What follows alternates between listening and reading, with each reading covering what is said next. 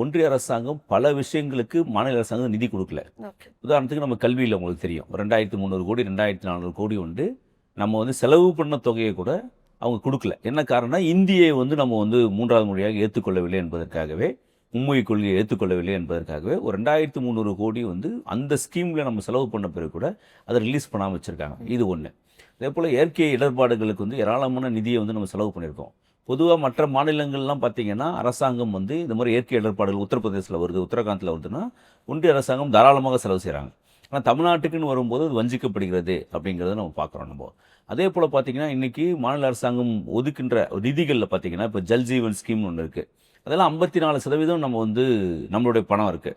ஒரு திட்டம் வந்து அரசாங்கம் ஒன்றிய அரசாங்கம் அறிவிக்குதுன்னா அதில் ஒரு நம்மளுடைய ஷேரும் இருக்குது, மாநில அரசாங்கத்தோட ஷேரும் இருக்குது, ஒன்றிய அரசாங்கத்தோட ஷேரும் இருக்குது.